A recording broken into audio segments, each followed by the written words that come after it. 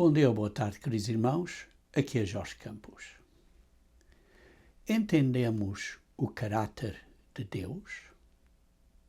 Você entende o que é o caráter de Deus?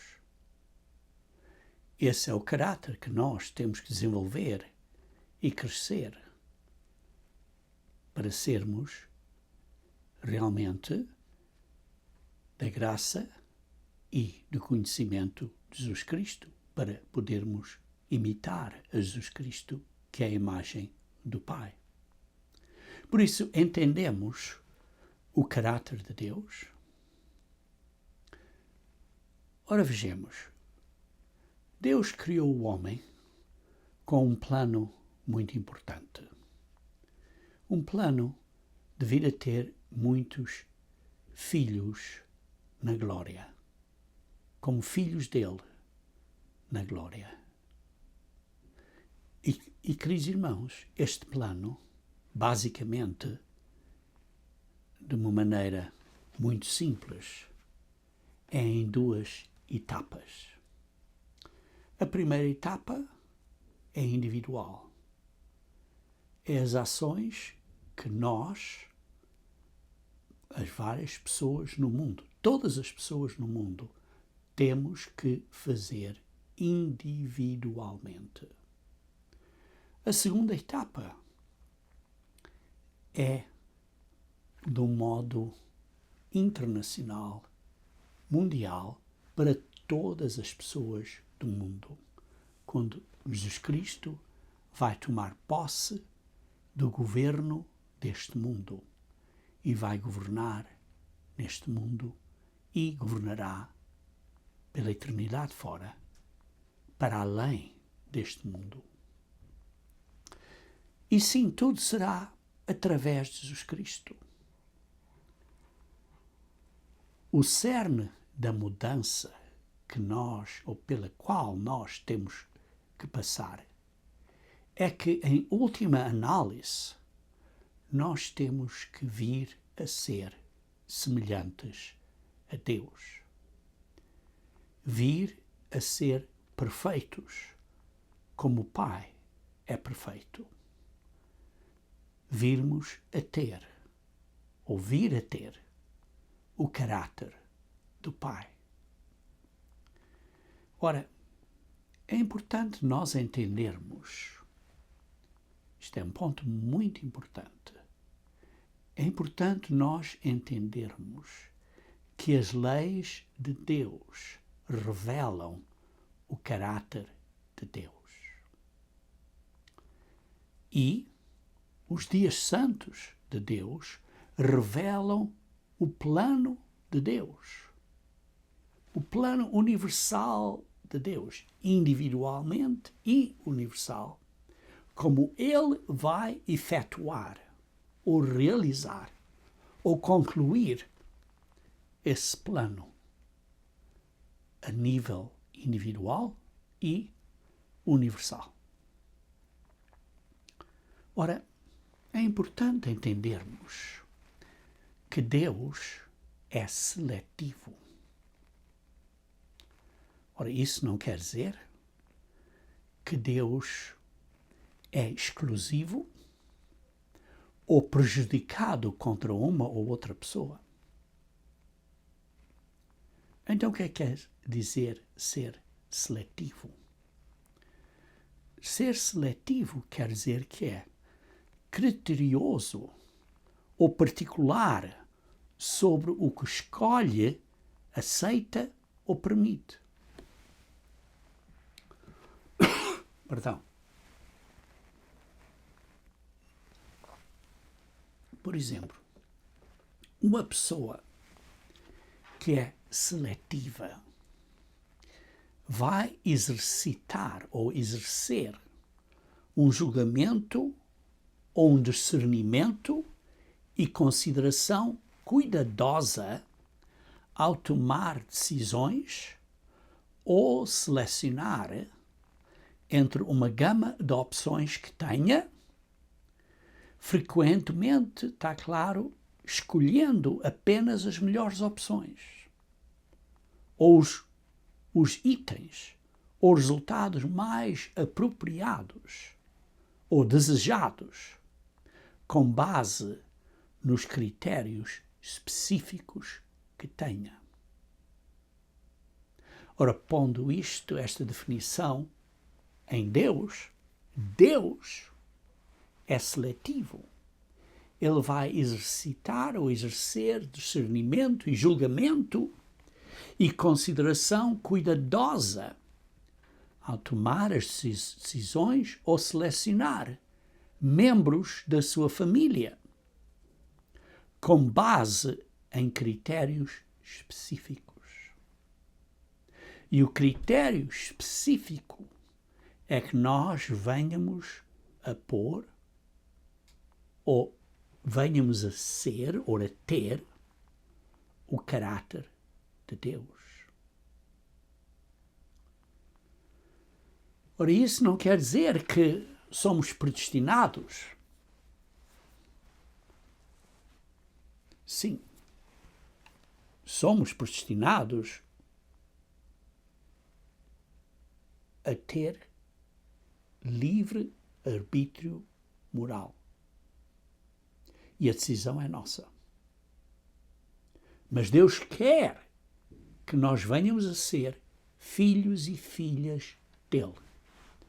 Nós somos predestinados a ser filhos e filhas dele. E nessa predestinação ele decidiu dar-nos livre arbítrio moral. E por isso a decisão é sua e minha. De seguirmos o caminho dele e de vivermos, ou, em outras palavras, nos revestirmos do novo homem, isto é, do caráter de Deus. Em João 3, versículos a 6, nós sabemos muito bem que é uma escritura, um versículo que todos praticamente conhecemos de cor e salteado, mas em João 3, versículos a 6, lemos: porque Deus amou o mundo. Isto é, as pessoas do mundo. Não é o mundão, mas as pessoas do mundo. Isto é, todos nós, seres humanos, de tal maneira que deu o seu Filho unigênito, o único que foi gerado deste modo, para que todo aquele que nele crê, isto é, que está a acreditar no que Deus fez através de Jesus Cristo, crer que Deus fez o suficiente para nós. Mas crer quer dizer fazer. E por isso temos que provar que cremos fazendo o que Ele diz para nós fazermos. Por isso, crer quer dizer fazer o que Ele diz para nós fazermos. E por isso aquele que crê, isto é, aquele que faz o que Ele diz para nós fazer, fazemos o que Ele diz para nós fazermos porque cremos, acreditamos no que Ele diz. E por isso, se nós cremos e por isso nós fazemos o que Ele diz para nós fazermos, não perecemos, não teremos a segunda morte, mas teremos a vida eterna. Por isso, o resultado final, a meta que Deus tem para você e para mim, é a vida eterna na glória de Deus. Veja em Romanos capítulo 5, começando no versículo 1. Romanos capítulo 5, começando no versículo 1. Tendo sido, pois, justificados pela fé, você e eu somos feitos justos perante Deus. Somos reconciliados. Somos feitos sem pecado perante Deus. Pela fé. Pela fé, de ambos os lados. De um lado, pela fé de Jesus Cristo, pelo que Ele fez por nós, porque Ele teve confiança que ressuscitaria e por isso deu a sua vida por nós, em completa confiança, mas também tem fé que nós nos vamos arrepender e fazer o que Ele diz para nós fazermos. Isto é, que nós vamos crer. Isto é ter fé. Porque fé viva é uma fé com ações. E por isso somos justificados pela fé com ações. E por isso temos paz com Deus, através do que Jesus Cristo fez por nós, por nosso Senhor Jesus Cristo, pelo qual também temos entrada pela fé, pelo que acreditamos e fazemos porque acreditamos e pelo que Deus fez e abriu as portas para nós. Por causa desta fé, temos acesso, temos entrada a esta graça, a esta bondade, a esta ação amorosa de Deus para nós, na qual estamos firmes. Você está firme na fé? Precisamos de estar firmes na fé. E nos gloriamos em quê? Na esperança que um dia vamos ter a glória de Deus, na esperança da glória de Deus em nós. Vamos ser filhos de Deus e filhas de Deus, na glória de Deus. Essa é a nossa esperança.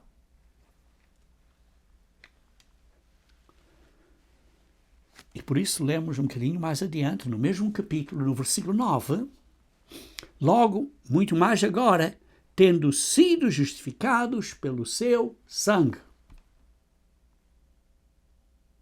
Está a entender o que está escrito aqui? Então vou fazer uma pergunta retórica. Somos salvos pelo seu sangue? Diga a si mesmo. Você é salvo pelo seu sangue? Pelo sangue de Jesus Cristo? É isso o que Paulo está aqui a escrever em Romanos, capítulo 5, versículo 9? Não. O que Paulo está aqui a escrever em Romanos, capítulo 5, versículo 9, é que somos justificados pelo seu sangue.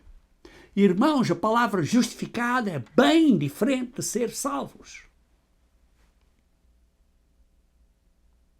Justificados quer dizer que somos perdoados, somos feitos justos, a justiça de Deus é imputada em nós,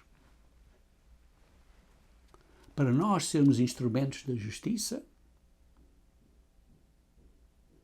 mas ainda, ao ponto final, ainda não estamos salvos, porque temos que provar pelas nossas ações, depois de estarmos justificados, temos que retribuir essa graça, crendo em Deus e em Jesus Cristo.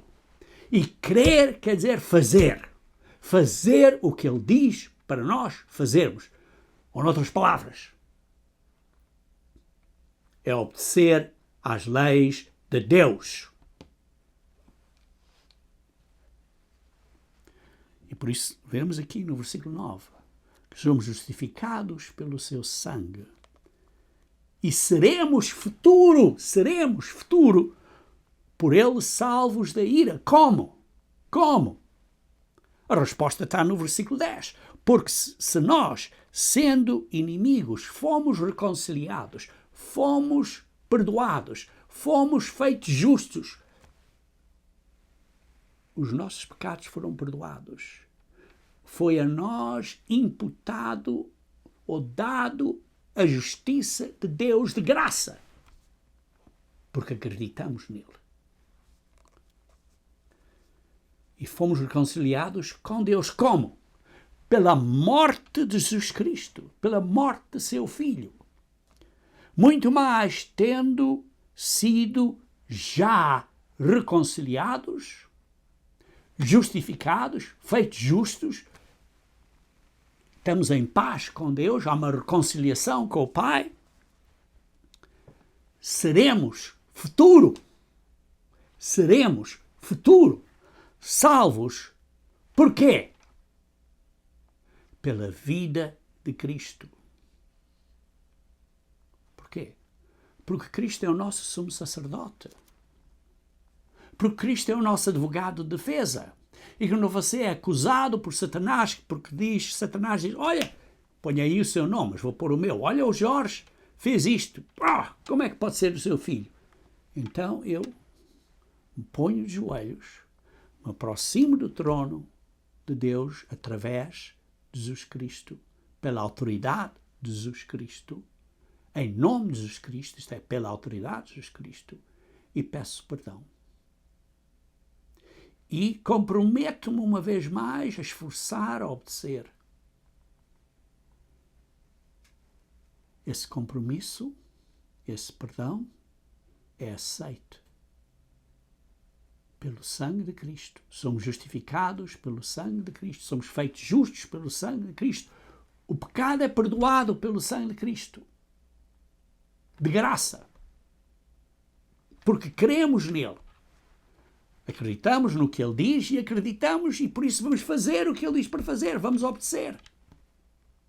E somos salvos pela sua vida porque ele, o nosso sumo sacerdote, está a interceder entre nós e o Pai quando Satanás nos acusa, Apocalipse 12, versículo 9. Então, Jesus Cristo, como nosso sumo sacerdote, diz ao Pai, o pecado do Jorge está perdoado.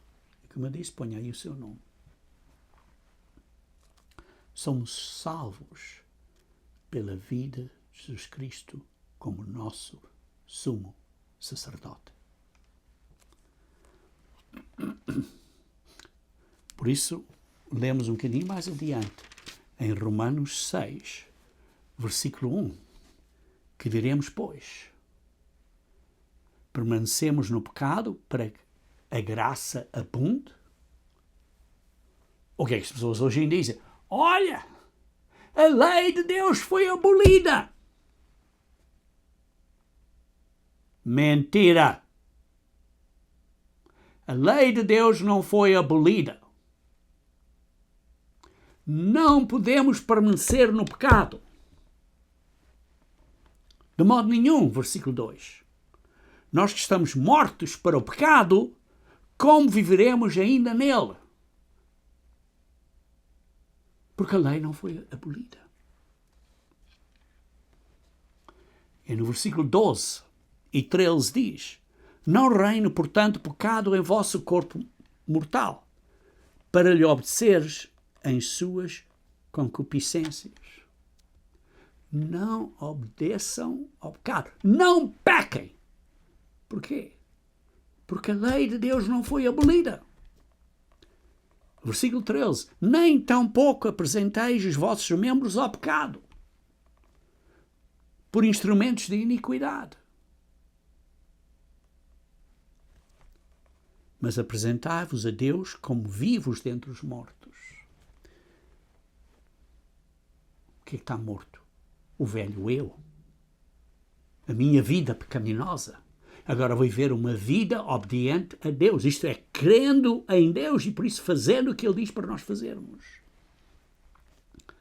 E os vossos membros, o vosso corpo físico, como instrumentos de justiça, obedecendo às leis de Deus.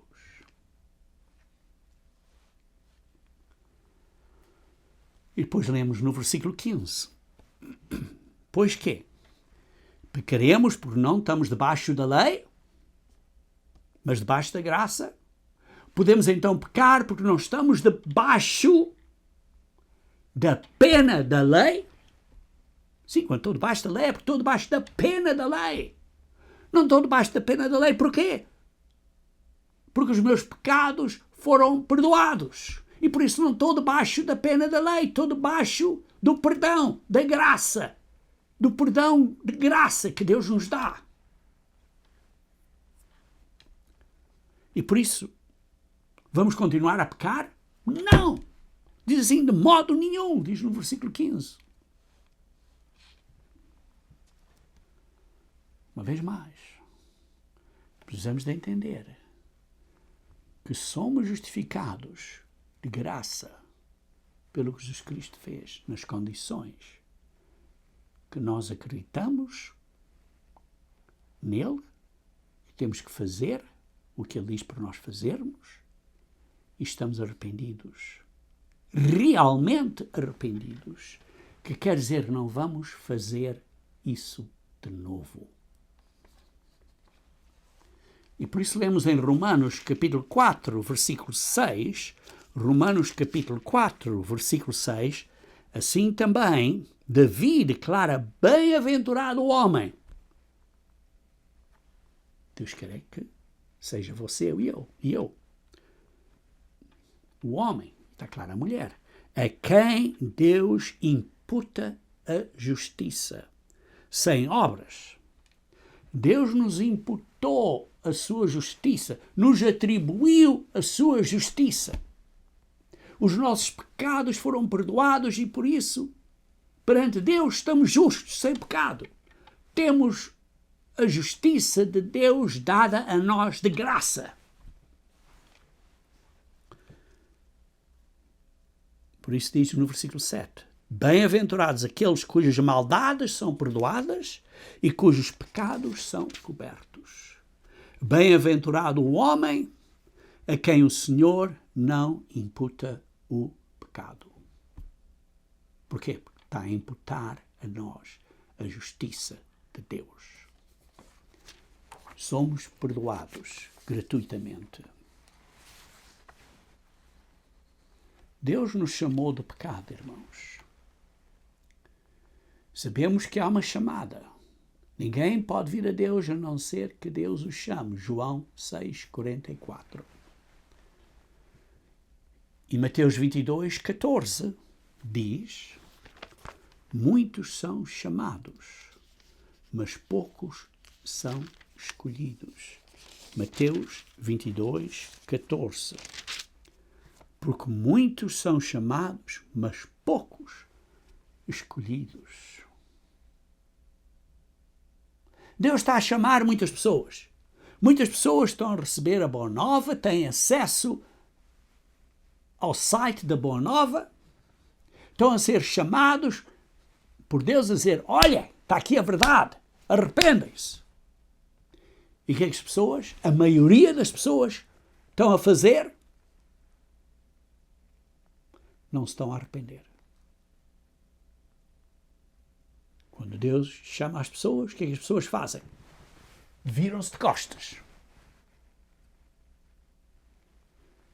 E por isso não podem ser escolhidos ou selecionados por Deus. Porque não respondem à chamada de Deus e por isso não são escolhidos por Deus. Seja qual for as desculpas. Ou as desculpas podem ser, oh não, eu tenho uma vida muito difícil, outro dia. As desculpas podem ser, o Jorge Campos não me está a dar dinheiro. Ou eu quero construir um prédio para a igreja e o Jorge Campos não me mandou dinheiro. E por isso não acredito na igreja de Deus. Porque não me estão a dar dinheiro. Irmãos,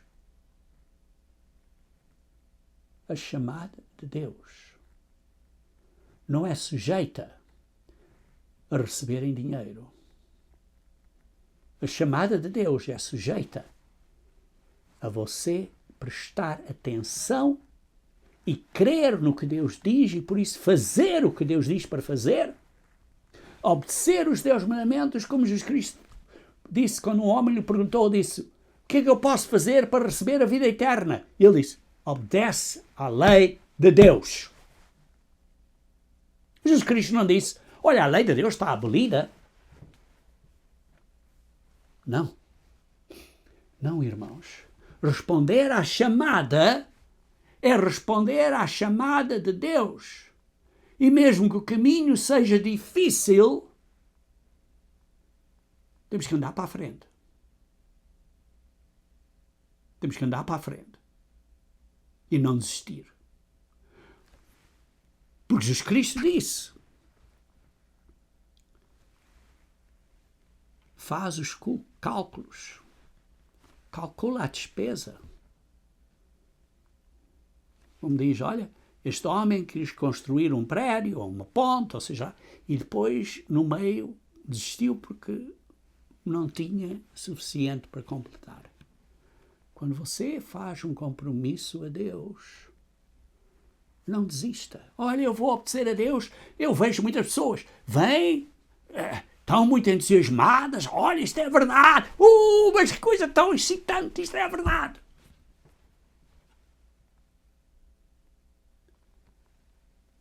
Mas depois de alguns meses, às vezes de alguns anos, desistem.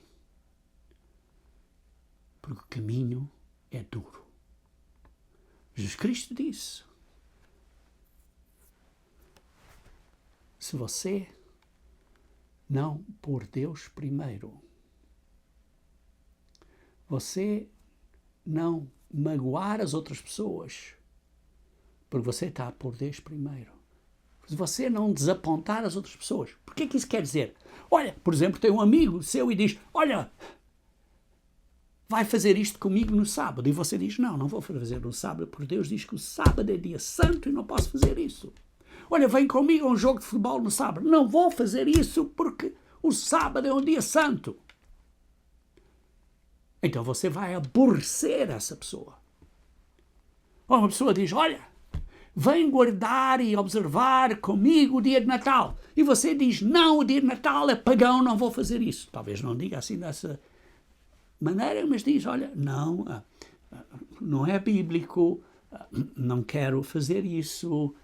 Você vai tentar ser gentil e cuidadoso, da maneira que você diz, mas essa pessoa vai ficar aborrecida consigo. E por isso diz: se você não aborrecer o seu pai, a sua mãe, e o seu filho, a filha, o esposo, a esposa, se esses outros não estão na fé, até mesmo a sua própria vida, não pode ser meu discípulo. É o que Jesus Cristo disse. Você lê isso em Lucas. E depois diz: você tem que carregar a sua cruz.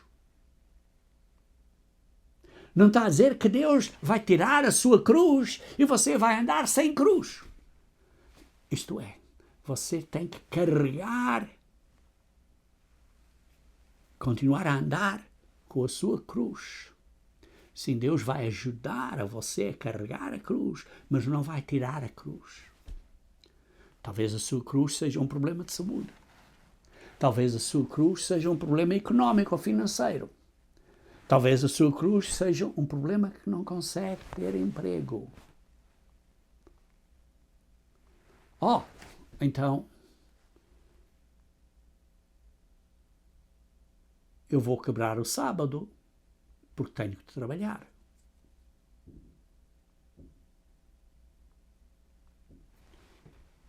O que vem primeiro? É Deus? Ou o quê? Você tem que aborrecer a sua própria vida para poder ser discípulo de Jesus Cristo. Eu não posso ir para a festa porque o meu patrão não me vai dar dias de festa. Onde é que está a sua fé? Já vi muitas vezes, que as pessoas disseram: vou à festa. E o patrão disse: então perdes o emprego. E depois, quando voltou, conseguiu ter um emprego melhor. Porque demonstrou a sua fé. Tantas vezes já vi isso.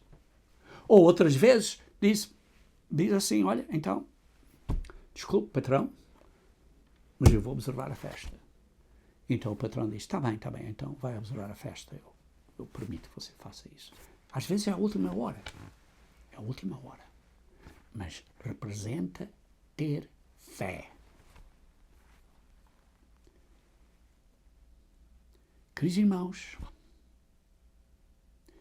você e eu somos predestinados agora a ser filhos e filhas de Deus. Mas cada um será salvo a seu tempo. Nem todos são salvos agora. Nem todos entendem a verdade agora. Nós somos eleitos agora, como lê em 1 Pedro capítulo 1, versículo 2, vejamos, nós somos eleitos agora, isto é, selecionados agora, para recebermos o Espírito Santo e, como lemos em 1 Pedro capítulo 1, versículo 2, eleitos segundo a presciência de Deus Pai. Porquê? Porque Deus sabe que Ele vai escolher, de acordo com a sua vontade, de que você venha a ser filho e filha dele. Mas a decisão é sua, se você o vai obedecer ou não. Porquê? Porque você tem livre arbítrio moral. Mas é eleito de acordo com o desejo e o conhecimento de Deus para você vir a ser um filho ou filha de Deus, mas é eleito através da santificação do Espírito. Deus vai dar a você o Espírito dele para quê? Para ajudar a você a ser diferente, a ser separado do mundão. Isto é, santificação. Para quê? Para a obediência. Leia na sua própria Bíblia. Para a obediência. Para obedecer a Deus. E a expressão do sangue de Cristo, isto é, porque quando você peca, o sangue de Cristo vai lavar os seus pecados. Quando você peca e pede perdão e compromete-se a não fazer de novo. Pode ser que falhe de vez em quando, mas o seu esforço contínuo é para não fazer de novo. Então, nesse caso, a graça de Deus e a paz de Deus vai ser multiplicada em nós. Queridos irmãos, o desejo de Deus é, através do seu Espírito, escrever a lei de Deus na sua mente e no seu coração. Isso é a nova aliança, irmãos. Não diz a lei de Deus foi abolida. Leia em Hebreus capítulo 8, versículo 10, onde está a falar da nova aliança. E esta é a aliança que depois daqueles dias farei com a casa de Israel, diz o Senhor, porei as minhas leis no seu entendimento e em seu coração as escreverei. Porquê? Porque estão abolidas? Está claro que não. Porque não estão abolidas. Eu lhes serei por Deus, eles serão por povo, meus filhos e minhas filhas. Queridos irmãos, a lei de Deus é escrita espiritualmente, através do Espírito Santo, na nossa mente e no nosso coração, para dois propósitos. Primeiro, é porque a lei de Deus nos mostra o que é pecado. Romanos 3, versículo 20. A lei de Deus demonstra o que é o pecado. Mas segunda razão, ainda mais importante, importantíssimo, importantíssima, Romanos capítulo 10, versículo 4. Romanos capítulo 10, versículo 4.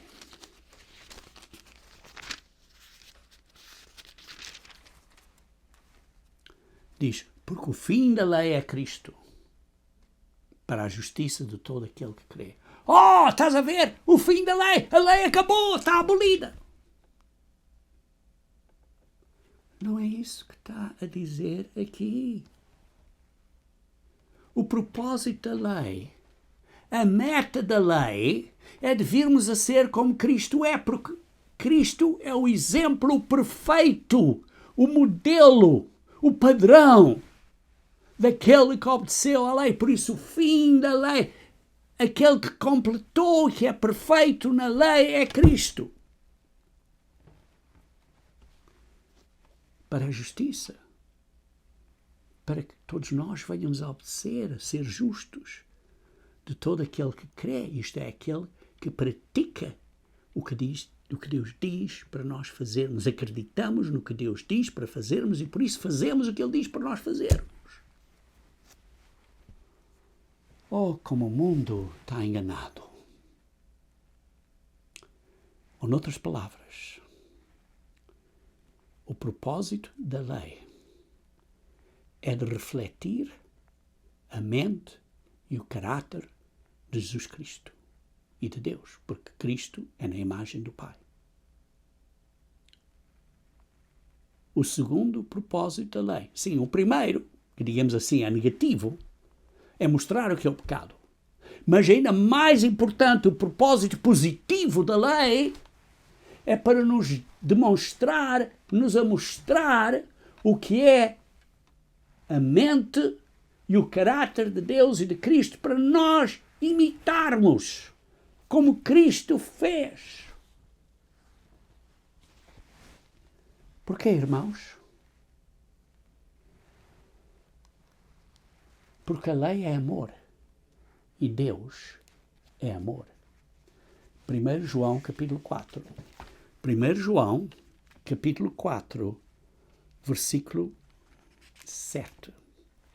Amados, amemo-nos uns aos outros, porque o amor é de Deus.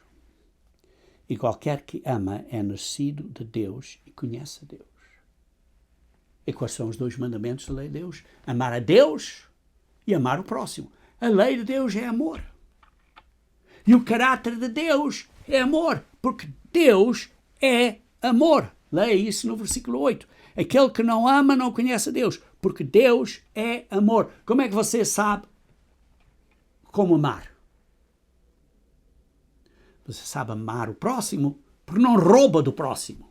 Você sabe amar o próximo porque você não comete adultério contra o seu esposo ou a sua esposa. Você ama o próximo porque você não mente. Você ama o próximo porque você não mata. Ou eu nunca matei ninguém. Ou então você já matou uma pessoa com palavras que cortam e machucam, porque isso é equivalente a matar. A intenção da lei, a intenção espiritual da lei é maior que puramente a lei física. Você leia mais acerca da intenção espiritual da lei em Mateus 5, 6, 7 e 8. O Sermão no Monte. E por isso, ter a lei escrita na nossa mente e no nosso coração quer dizer que temos o caráter de Deus em nós. Estamos a refletir a mente e o caráter de Deus e de Cristo. E veja então em 1 João capítulo 4, versículo 13. Nisto conhecemos que estamos nele e ele em nós, pois que nos deu do seu Espírito. O Espírito de Deus é o que escreve a lei de Deus na nossa mente e no nosso coração. É o poder de Deus, é a mentalidade de Deus, é a essência de Deus que nos ajuda a entender esta grande verdade. Queridos irmãos, Deus está a trabalhar conosco, a nos ajudar a mudar a nossa natureza. E por isso, está-nos a ajudar a sermos lealmente dedicados a escrever completamente a sua lei em nós, escrevendo o caráter dele em nós. Essa é a nova aliança, a lei dentro de nós. Jesus Cristo nos está a dar a sua justiça. Veja em Tito, capítulo 3. Tito, capítulo 3, versículo 4 a 6. Tito, capítulo 3, versículo 4 a 6. Mas quando apareceu a benignidade e amor de Deus, isto é, quando a benignidade e o amor de Deus apareceu, isto é, quando veio Jesus Cristo à primeira vinda, nosso Salvador, Jesus Cristo, nosso Salvador, para com os homens. Versículo 5. Jesus Cristo não veio por obras de justiça que você ou eu tenha feito, que houvéssemos feito, mas segundo a misericórdia de Deus, segundo a graça de Deus, segundo a bondade de Deus, Ele veio e nos salvou pela lavagem da regeneração e da renovação do Espírito. Porque uma vez que Jesus Cristo veio, Ele nos enviou o seu Espírito. E o seu Espírito nos regenera, faz um novo homem e nos renova. Isto é, mudamos do velho homem para o novo homem. Nos regenera como filhos de Deus e nos faz um novo homem. E esse Espírito é, versículo 6, abundantemente derramado sobre nós depois do arrependimento e do batismo pela autoridade de Jesus Cristo para dentro do corpo espiritual de Cristo. Esse batismo do Espírito é derramado sobre nós por Jesus Cristo, nosso Salvador. Queridos irmãos, e vemos aqui o amor de Deus que é enviado a nós por Jesus Cristo. E Jesus Cristo nos dá o seu Espírito. E vemos os três mencionados ao mesmo tempo. O Pai, que nos chama, que nos deu Jesus Cristo que nos salva e que morreu por nós e que é o nosso sumo sacerdote. E a ajuda do Consolador, do Espírito Santo, que nos ajuda para a santificação do Espírito, para a obediência, que nos ajuda a mudar, que escreve as leis de Deus na nossa mente e no nosso coração. E por isso estamos a ver os três mencionados ao mesmo tempo. E isso não está a falar de uma trindade, irmãos. Está a falar que para o caminho da salvação precisamos da obra do Pai, que nos enviou o seu Filho. Precisamos da obra do seu Filho, que deu a sua vida, que é o nosso sumo sacerdote, agora que está a viver. E precisamos da ajuda, da força, do poder de Deus, para nos ajudar a vencer as nossas fraquezas da carne.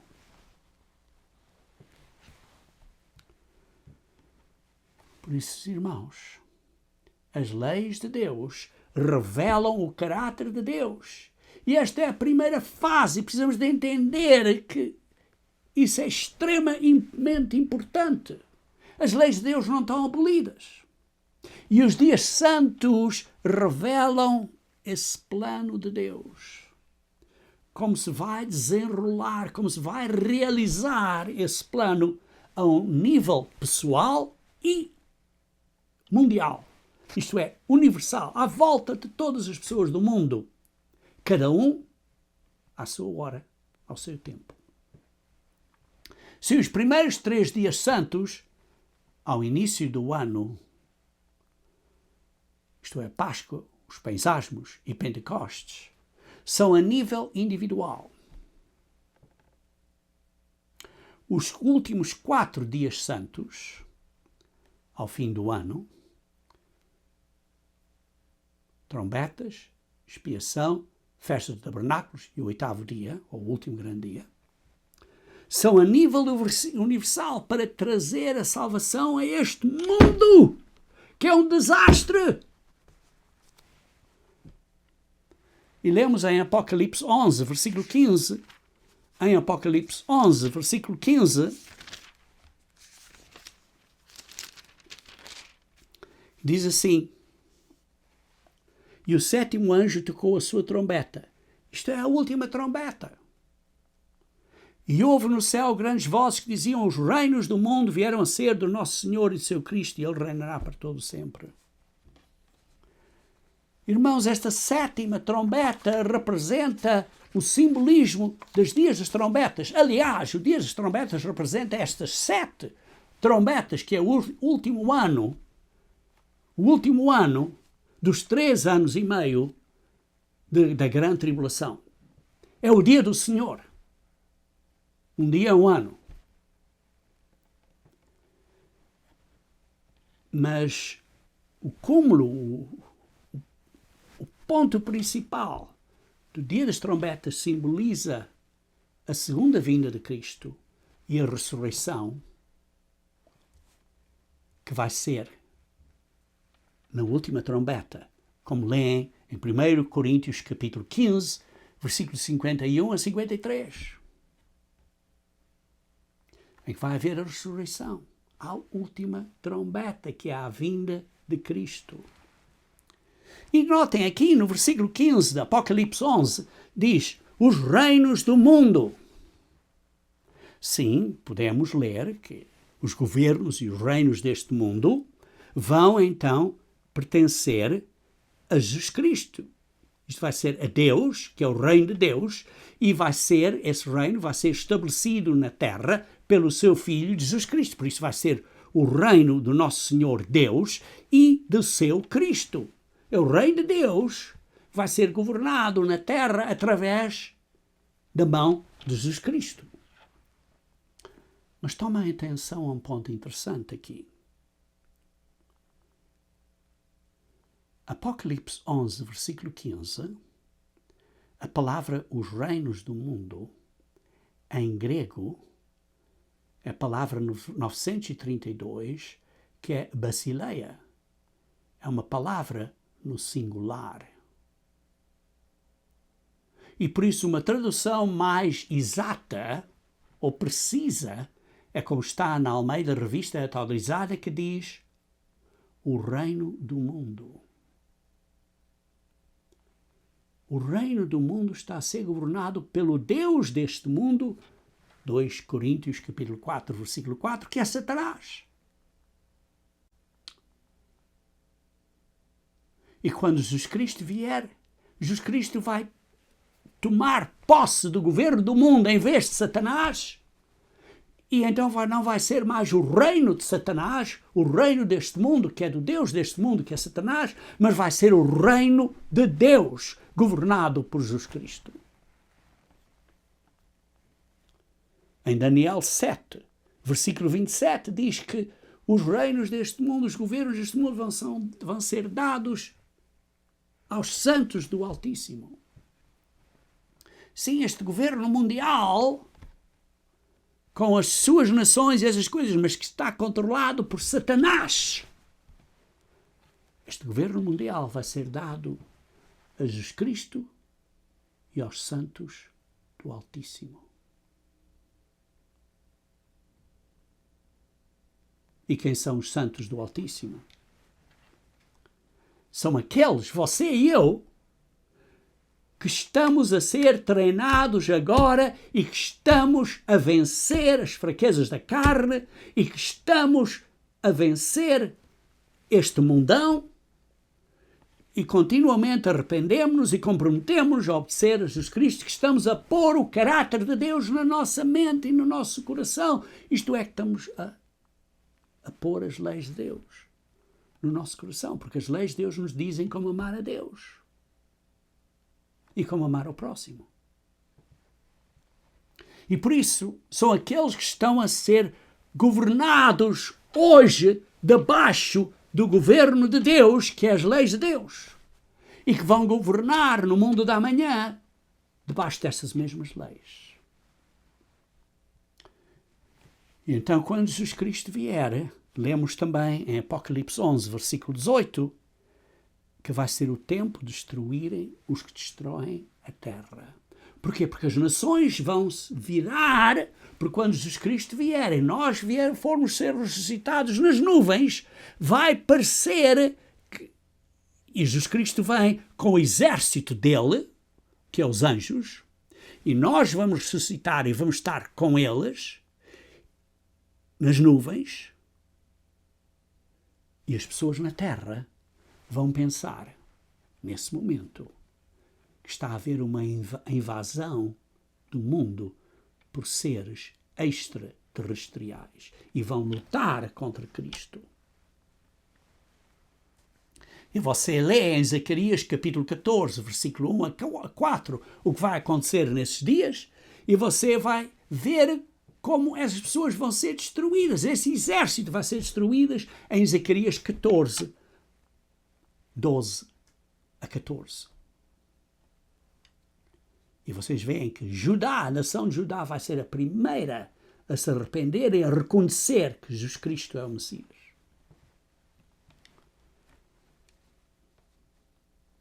E por isso é que lemos em Apocalipse 19, versículo 19 a 21, que Jesus Cristo vem, essas nações vão lutar contra ele e ele vai destruí-las imediatamente. Apocalipse 19, 19 a 21. Depois lemos, e isso é o simbolismo das trombetas e o que vai acontecer por causa desse dia das trombetas e esses acontecimentos que acontecerão nos dias seguintes. E depois deles serem destruídos, Satanás vai ser imprisionado, como lemos em Apocalipse 20, versículo 1 a 3, que é simbólico do dia de expiação, outro dia santo do plano de Deus, dos dias santos de Deus. E depois de Satanás ser imprisionado, vai haver um milénio. Aqueles que ressuscitaram vão então reinar com Cristo por 1000 anos, como lê em Apocalipse 20, versículo 4 e 5. E há maravilhosas profecias acerca desse milénio. Vou simplesmente dar a você algumas escrituras para você ler e estudar à sua hora.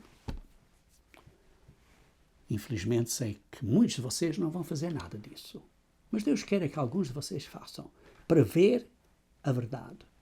Porque em Jeremias 16, versículo 14 e 15, vão ver esse milénio, esse evento no futuro, que vai haver um segundo êxodo, maior que o primeiro êxodo, ao início da festa dos tabernáculos, durante esse milénio. Em Isaías 35, versículo 4 a 7, vê-se então Jesus Cristo vindo como uma vingança contra esses que estão a tentar destruir a terra. E Jesus Cristo vai reprimir muitos, porque há muitas atitudes e coisas erradas no mundo hoje, e Jesus Cristo vai resolver isso com uma vara de ferro.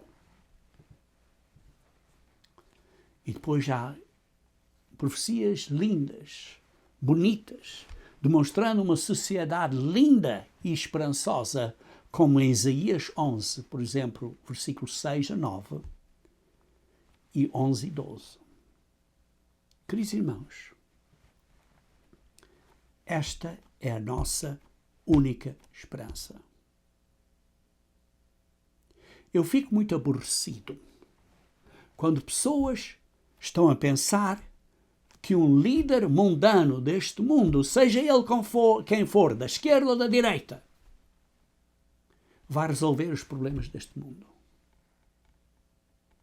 Porque não vai.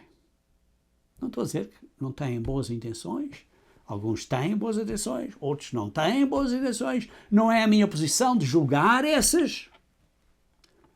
Mas estou a dizer, irmãos, a pura verdade.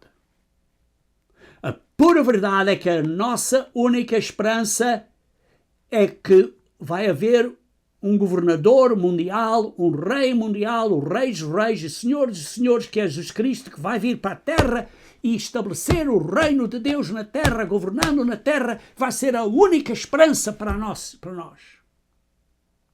Não se meta na politiquice deste mundo. Não se meta na politiquice deste mundo e nas mentiras deste mundo.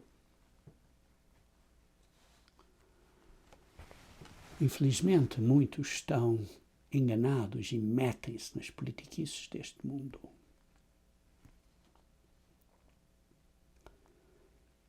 Mas a nossa única esperança é Jesus Cristo vir e reinar no milénio. E mesmo ao início do milénio, ao fim de alguns anos, vai haver uma rebelião de algumas pessoas que leem Ezequiel 38 e 39. Isso vai ser ao início do milénio, quando vai haver paz na terra, isso tudo. E depois estas nações de Gog e Magog vão tentar lutar contra a nação de Israel, que estará em paz. E vão ser completamente destruídas. E depois vai haver paz pelo resto do milénio. Mas ao fim do milénio, lemos em Apocalipse 20, versículo 7 a 10, que Satanás vai ser liberado por um pouco tempo e vai enganar a muitos. Porquê? Porque muitos vão dizer: o mundo nunca foi terrível, isso é mentira. Isso é uma fábula, não acredito, isso é mentira. Como hoje em dia dizem: olha, o homem nunca foi à lua, isso é mentira. Olha, porque veem como estas fotografias estão a mostrar que o céu é escuro. Irmãos, o céu é escuro na lua. Em primeiro lugar, é durante o dia, mas o céu não era azul. Não é azul na Lua, porque não tem a atmosfera como a Terra tem de ozônio e de outros gases, que faz que a atmosfera terrestre se torne azul. E não se vê estrelas durante o dia, como você não vê estrelas durante o dia. Mas na Lua o céu é escuro porque não tem a atmosfera de ozônio. E por isso as pessoas fabricam mil e uma mentiras à série. E o que vai acontecer ao fim do milénio, as pessoas vão ser enganadas por Satanás, porque ele engana o mundo todo. E as pessoas vão ser reenganadas de novo, para aqueles santos verem o poder de Satanás, como ele é capaz de enganar o mundo todo. E depois disso, vai haver, ao fim dos milénios, vai haver a ressurreição dos restos mortos, o que nós chamamos a segunda ressurreição. Isso lemos em Apocalipse, capítulo 20, versículo 11 e 12, que esse é significado do 8º dia da festa, o último grande dia, a segunda ressurreição. A ressurreição dos restos mortos depois do milénio, como lemos em Apocalipse 20, versículo 5. E então vai haver juízo. Ora, juízo consiste de duas coisas, irmãos. Precisamos de entender, juízo consiste de duas coisas. Juízo consiste de um período de julgamento e provação e de avaliação. Olha, eu não devia ter feito isto, eu tenho que me arrepender e tal. E depois também consiste de um juízo final.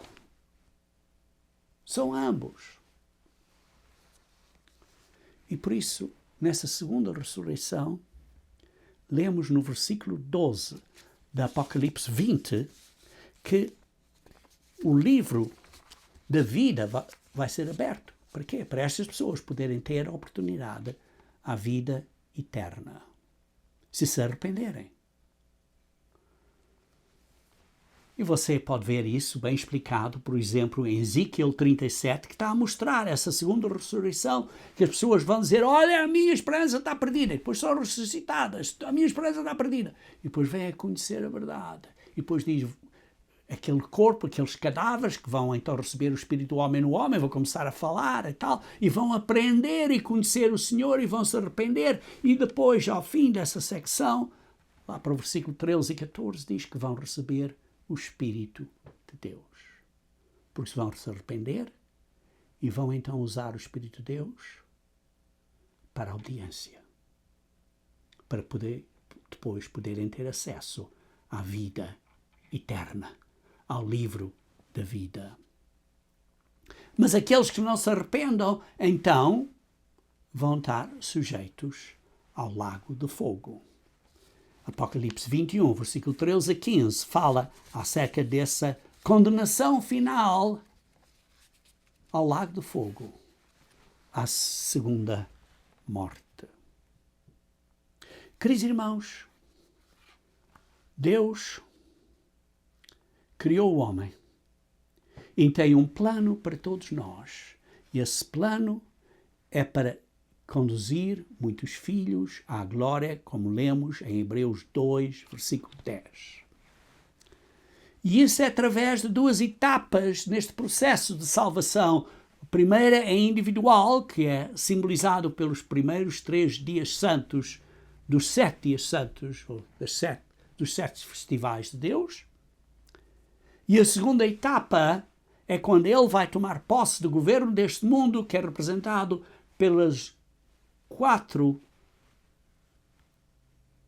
dias santos, ou pelos 4 festivais finais do plano de Deus, que é trombetas, expiação, festa de tabernáculos e o 8º dia. Irmãos, e tudo vai ser através de Jesus Cristo. Ele é o cerne da mudança, que é, em última análise, nós nos tornarmos semelhantes a Deus, perfeitos, como Deus quer que venhamos a ser perfeitos, com o caráter de Deus, e que finalmente vamos ter imortalidade no reino de Deus. Como disse, irmãos, as leis de Deus, olhando para as leis de Deus de uma forma positiva, revelam o caráter de Deus, e os dias santos revelam o plano universal de Deus, como Ele vai realizar esse plano, não só a nível individual, mas a nível internacional. Então a pergunta é: o que é que você está a fazer? Leia Jeremias capítulo 10, versículo 23 e 24. Jeremias capítulo 10. Jeremias capítulo 10, versículo 23 e 24.